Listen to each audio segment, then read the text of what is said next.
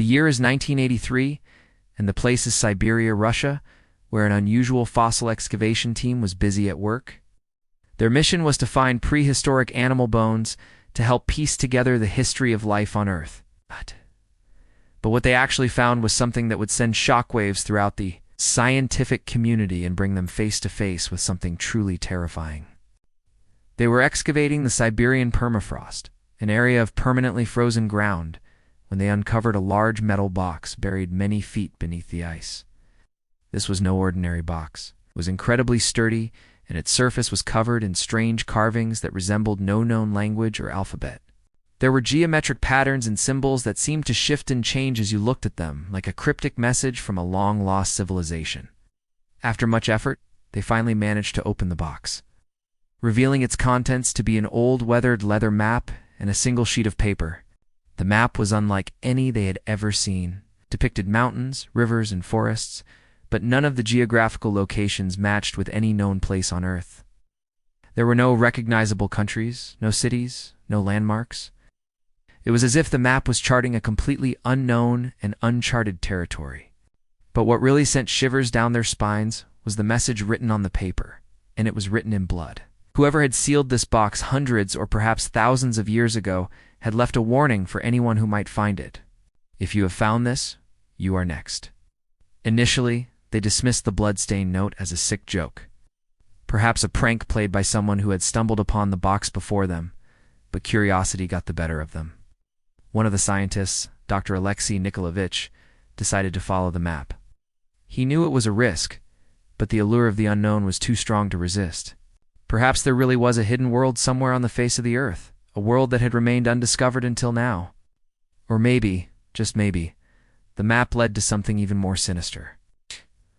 Before he set out on his journey, Dr. Alexei briefed his colleagues on the details. He divided the team into two, each tasked with exploring one of the marked locations. They were to use their compasses and follow the map's markings through dense forests and across vast plains. If all went well, they would meet up at a predetermined location after a week. But fate had other plans. The first team reached their destination only to find a clearing in the woods. There was no sign of human life or civilization. As they continued their exploration, they noticed strange and unsettling things. The trees seemed to be watching them, the leaves rustling ominously in the wind. The forest itself felt alive, breathing around them. Then they saw them. What they described in their final transmission was both shocking and terrifying. "We see them," one of the team members said, his voice shaking. "There are people here, but they don't seem to want us to be here. We need to leave." They tried to make their way back to the rendezvous point, but the forest seemed to be playing tricks on them. The paths they walked along were unfamiliar. The landmarks they used to navigate were gone.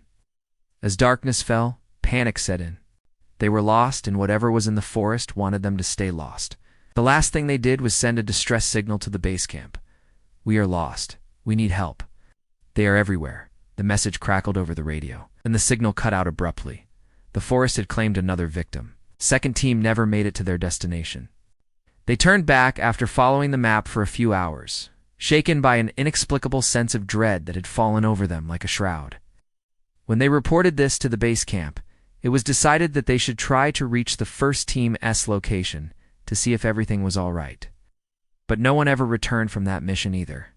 And so the map and the mystery of the Siberian box remained in the research lab, a chilling reminder of the day the world stopped listening. Because once the story got out, everyone in the scientific community dismissed it as nonsense. No one believed that there was a world unknown to modern science. A world that could be accessed by following the cryptic instructions of a blood-stained map. This is scary because if these people did find something that shouldn't have been there, why do you think they died?